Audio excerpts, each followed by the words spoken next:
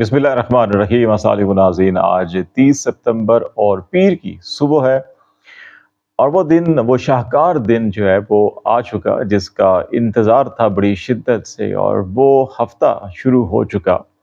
جس میں بڑے اہم ترین فیصلے ہونے ہیں جن کے پاکستان کی سیاست کے اوپر بڑے گہرے اثرات مرتب ہوں گے، اور یہ پاکستان کی آئینی سیاست، قانونی سیاست اور عملی سیاست کے اوپر بڑے گہرے نقوش چھوڑیں گے۔ سب سے اہم معاملہ جو ہے کہ وہ سپریم کورٹ آف پاکستان میں آج 30 ستمبر کو جسٹس قاضی فائز عیسیٰ صاحب، چیف جسٹس قاضی فائز عیسیٰ صاحب اور جسٹس منیب اختر صاحب کمرہ عدالت نمبر 1 میں ایک ہی بینچ میں شامل ہوں گے، اور پوری قوم کی نظریں دونوں معزز جج صاحبان کے اوپر ہوں گی۔ ان جج صاحبان کا جو کنڈکٹ ہے، جو فیصلے ہیں، وہ آج لکھے جا رہے ہوں گے، دیکھے جا رہے ہوں، تاریخ کا حصہ بنائے جا رہے ہوں گے، اور یہ دیکھا جائے گا کہ جسٹس منیب اختر جو ہے کہ وہ آج کیا کردار ادا کرتے ہیں۔ چیف جسٹس قاضی فائز عیسیٰ صاحب پاکستان کی تاریخ میں، اگرچہ ان کا ابھی پچھلے 1 سال کا جو being a chief justice of Pakistan جو دور گزرا، اس کے اندر بے شمار ایسے واقعات ہیں جو تاریخ کا حصہ بن چکے ہیں، جو تاریخ میں قلم بند ہو چکے ہیں۔ اب یہ وقت کے ساتھ ساتھ اس کا فیصلہ بھی تاریخ کرے گی کہ کیا وہ واقعات و حالات جو ہے کہ وہ سنہرے حروف میں لکھے جائیں گے، یا وہ تاریخ کے سیاہ لبادے کے اندر جو ہے کہ ان کو ایک سیاہ دھبے کے طور کے اوپر دیکھا جائے گا۔ یہ بھی ایک وقت جو ہے کہ وہ بہت جلد جو ہے اس کا فیصلہ کر لے گا، اس میں زیادہ تاخیر نہیں لگے گی۔ لیکن سب سے اہم 2 فیصلے سپریم کورٹ میں آج ہونے ہیں۔ ایک فیصلہ اڈیالہ جیل کے اندر ہونا ہے آج، جو عمران خان کی اور بشرا بی بی کی ضمانت سے متعلق ہے، اور اس سے ہٹ کر اس ہفتے کے اندر جو ہے کہ وہ آئینی ترامیم کے حوالے سے اور قانون سازی کے حوالے سے بڑے اہم اقدامات ہونے ہیں، اور یہ سارے کے سارے معاملات پاکستان کو کس طرف لے کر جائیں گے، پاکستان کی مجموعی سیاسی صورتحال کو، پاکستان کی مجموعی معاشی صورتحال کو، پاکستان کی مجموعی سماجی و معاشرتی صورتحال کو بھی یہ بڑے گہرے اثرات مرتب کریں گے، اور جو سیاسی کلچر ہے اس کے اوپر بھی بڑے گہرے اثرات مرتب ہونے ہیں۔ اس لیے اس کو ایک تاریخ ساز ہفتہ اور اہم ترین فیصلے جو ہیں کہ اس حوالے سے اس کو دیکھا جا رہا ہے، اور اس میں سب سے اہم جو کیس آج صبح 2 کیسز ہوں گے سپریم کورٹ آف پاکستان میں۔ ایک تو پنجاب کے اندر الیکشن ٹریبونلز کو جو پچھلے 2-3 مہینوں سے سسپینڈ کیا ہوا تھا، اور اس کا جو ہے آج فیصلہ جاری کیا جائے گا، اور اس کو قاضی فائز صاحب اس معاملے کو نپٹا دینا چاہتے تھے بغیر کوئی فیصلہ دیے کہ بھئی کہ chief justice Lahore high court اور چیف الیکشن کمشنر کے درمیان جو انڈرسٹینڈنگ ڈیولپ ہوئی ہے، اس کے نتیجے میں نئے الیکشن ٹریبونل جو ہے 4 قائم کیے جا رہے ہیں اور 4 ختم کیے جا رہے ہیں، تو اس لیے معاملہ نپٹا دیتے ہیں۔ لیکن سلمان اکرم راجہ نے یہ اصرار کیا تھا کہ نہیں، جو ہماری پٹیشن ہے، جو پٹیشن یہاں پہ آئی ہوئی ہے، اس کے اوپر تحریری فیصلہ جاری کیا جائے، اور اس کا بنیادی مقصد یہ تھا تاکہ اس کے خلاف نظر ثانی یا اپیل کا جو حق ہے قانونی، وہ استعمال کیا جا سکے، اور کیونکہ یقینی طور کے اوپر سب کو معلوم ہے کہ فیصلہ اس کے اوپر کیا ہونا ہے، اور پھر جو کانسٹیٹیوشن کے اندر، الیکشن ایکٹ کے اندر جو طریقہ کار ہے وہ بھی سب کو معلوم ہے، تو اس لیے یہ آپشن استعمال کیا گیا، اور پھر ابھی سپریم کورٹ اس کے اوپر تحریری فیصلہ جاری کرے گی۔ دوسرا معاملہ جو سب سے اہم معاملہ ہے، اور جو پاکستان کی سیاسی تاریخ کے اندر جو ہے کہ بڑے گہرے نقوش جو ہے کہ اس نے پہلے بھی مرتب کیا اور ابھی بھی یہ مرتب کرے گا، اور یہ 63A آرٹیکل کانسٹیٹیوشن کا جو اس کی تشریح کا معاملہ، جو چیف جسٹس عمر عطا بندیال کی سربراہی میں 5 رکنی بینچ نے تشریح کی تھی، اس کے مطابق 63A میں اگر کوئی رکن قومی اسمبلی یا رکن صوبائی اسمبلی یا سینٹ کا رکن جو ہے کہ وہ اپنی پارٹی ڈسپلن کی خلاف ورزی کرتے ہوئے وہ ووٹ دیتا ہے یا کسی بل کی حمایت کرتا ہے یا مخالفت کرتا ہے، تو وہ ووٹ شمار نہیں ہوگا اور اس کو نااہل کر دیا جائے گا۔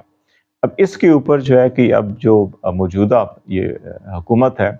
اور پی ڈی ایم میں شامل جو جماعتیں تھیں، ان کا یہ خیال تھا کہ نہیں، ووٹ شمار ہونا چاہیے اور اس کے بعد نااہلی ہونی چاہیے، تاکہ وہ جو چوری کا مینڈیٹ ہے اس سے فائدہ اٹھایا جا سکے۔ تو جو اس کی منطق تھی، استدلال تھا یہ ووٹ شمار نہ کرنے کا، وہ ایسے ہی تھا جیسے کہ اگر گھر میں کوئی ڈاکہ ڈالے آ کر یہ چوری کرے اور چوری کا سامان لے جائے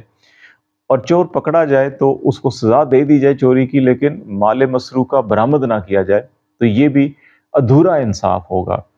تو مال مسروقہ برآمد بھی کیا جانا چاہیے اور چور کو سزا بھی ملنی چاہیے، تب یہ مکمل انصاف ہوگا۔ تو سپریم کورٹ نے اس لیے تشریح کی گئی کہ جو مینڈیٹ تھا وہ کسی جماعت کا تھا، اس میں بددیانتی کر کے ووٹ کسی اور کو دیا گیا، تو اس لیے یہ مینڈیٹ اسی کو ملنا چاہیے جس کا مینڈیٹ ہے، ریدر دین کہ اس کا فائدہ جو ہے کہ کوئی اور چور یا ڈاکو جو ہے کہ اس کا فائدہ اٹھائے، یا جو مال مسروقہ لے گیا اس کو فائدہ ملنا چاہیے۔ یہ اصول اور بنیادی جو اصول ہیں انصاف کے اور قانون کے جو بنیادی تقاضے ہیں، یہ ان کے منافی ہے، تو اس لیے فیصلہ دیا گیا تھا۔ اب یہ دیکھنا ہے کہ قاضی صاحب جو ہے کہ مال مسروقہ چور کو دے کر چور کو سزا دینے کی حمایت کرتے ہیں، یا چور کو سزا کے ساتھ ساتھ مال مسروقہ واپس لینے کا بھی حکم دیتے ہیں۔ یہ بڑا اہم معاملہ ہوگا، اور تاریخ کے اوراق کے اندر یہی وہ فیصلہ ہے جس کو یا تو سنہری حروف سے لکھا جائے گا، یا یہ ایک اور سیاہ ترین دھبہ ہوگا پاکستان کی سیاسی اور آئینی تاریخ کے اندر۔ اور جیسے جسٹس منیر کو یاد کیا جاتا ہے، جیسے جسٹس مولوی مشتاق کو یاد کیا جاتا ہے، تو ممکن ہے یہ فیصلہ جو ہے کہ ایک اور نئے ان فیصلوں کے اندر شامل ہو جائے، جس قسم کے فیصلے پاکستان کی عدالتی تاریخ جو ہے کہ سیاہ فیصلوں سے بھری ہوئی ہے، تو یہ اس حوالے سے بڑا اہم ہوگا۔ جسٹس منیب اختر جو ہے کہ اس معاملے میں کیا کردار ادا کر سکتے ہیں اور کتنا اہم کردار ہے ان کا؟ جسٹس منیب اختر وہ جج ہیں جو 3 رکنی پریکٹس اینڈ پروسیجر ایکٹ کے تحت کمیٹی بنائی گئی تھی، جو طے کرتی تھی کن مقدمات میں کون سے بینچ بننے اور کب سماعت ہونی ہے۔ تو صدارتی حکم نامہ آیا اور پھر چیف جسٹس قاضی فائز عیسیٰ صاحب نے ان کو اس 3 رکنی کمیٹی سے نکال دیا اور جسٹس امین الدین کو شامل کیا، جس پہ جسٹس منصور نے ایک طویل خط لکھا اور اس کو پبلک بھی ہوا، تمام ججز صاحبان کو وہ خط بھیجا گیا، اور اس میں اندر یہ پوچھا گیا کہ یہ کیسے ہو سکتا ہے کہ جو اسپرٹ تھی قانون کی اس کے منافی ایک صدارتی حکم آیا اور چیف جسٹس نے بغیر مشاورت کے اس کے اوپر فوراً عمل کر لیا، اور نہ صرف عمل کیا بلکہ ایک معزز جج کو اس کمیٹی سے نکال دیا اور کوئی وجوہات نہیں بتائیں۔ اور پھر اس کے جواب میں چیف جسٹس قاضی فائز صاحب نے بھی خط لکھا اور اس میں انہوں نے 11 وجوہات بتائیں کہ جسٹس منیب اختر کو کیوں نکالا، جو ایکچولی جسٹس منیب اختر کے خلاف ایک چارج شیٹ ہے، اور ان کو سنے بغیر، ان کا موقف یا ان کی وضاحت لیے بغیر قاضی فائز صاحب نے جو ان کے اپنے ذہن کے اندر خیالات جنم لے رہے تھے جسٹس منیب اختر کے بارے میں، ان کو بلیک اینڈ وائٹ تحریر کر کے چارج شیٹ بنا کر ان کو کمیٹی سے نکالنے کی تصدیق کر کے ایک خط جو ہے کہ وہ تمام ججز صاحبان کو بھیج دیا۔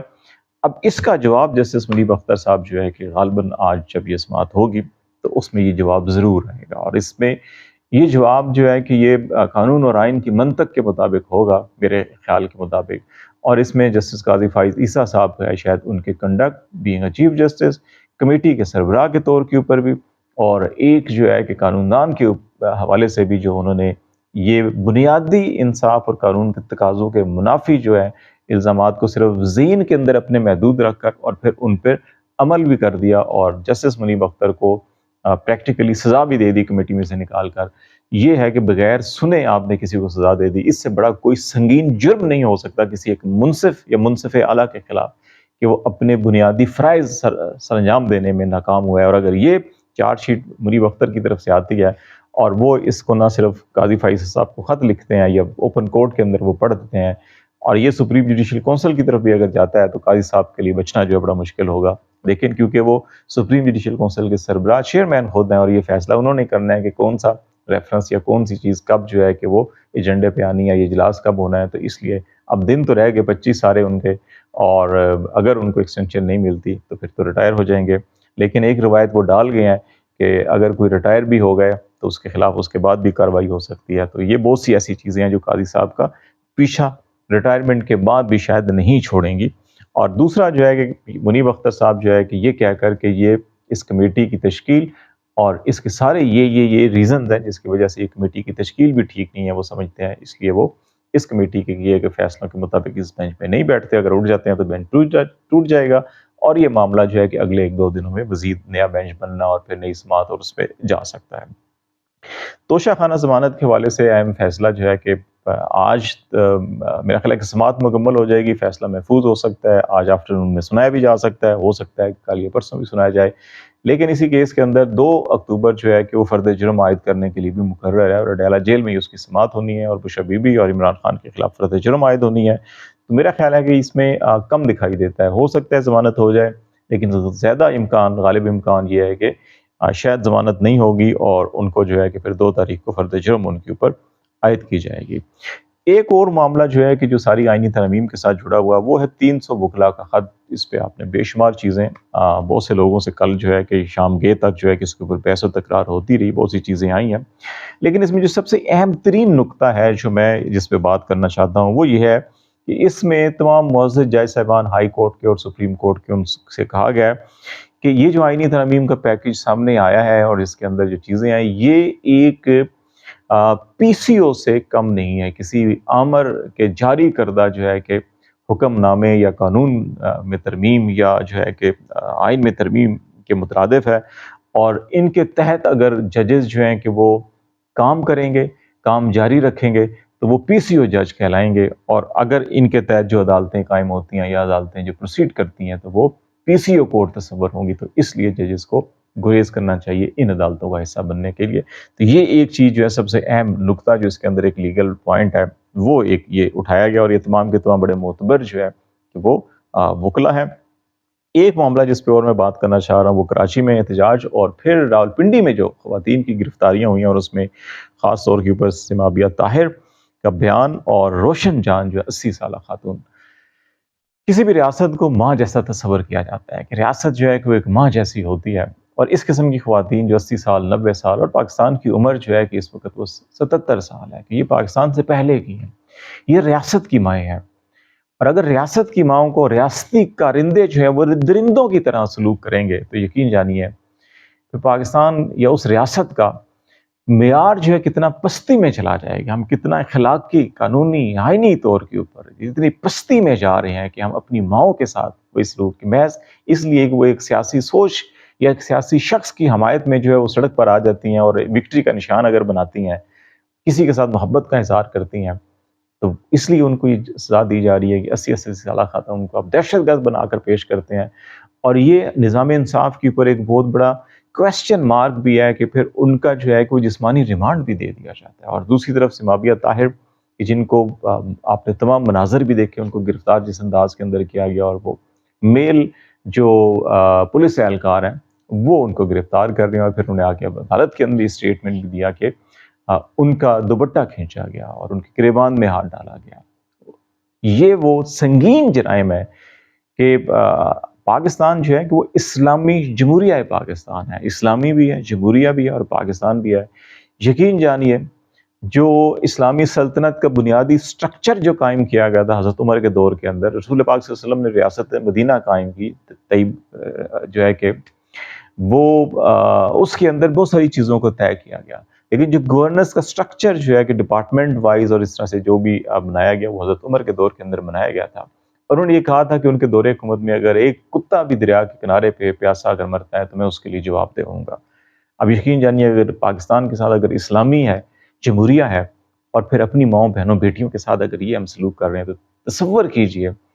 کہ ہم حضرت عمر کے نقش قدم پہ چل رہے ہیں، ہم یزید کے نقش قدم پہ چل رہے ہیں، یا ہم ابلیس کے نقش قدم پر چل رہے ہیں. تو یہ فیصلہ جو ہے کہ مجھے اور آپ کو اور ان کو خاص طور پہ ان اداروں کو کرنا ہے جو اس وقت ان تمام کے تمام حالات ظلم اور جبر کے جو ہے کہ وہ ذمہ دار ہیں، یا اس طرف جو ہے کہ پالیسیز کو لے کے جا رہے ہیں. آج تک کے لیے اتنا ہی. خالد جمیل کو اجازت دیجیے. اللہ حافظ.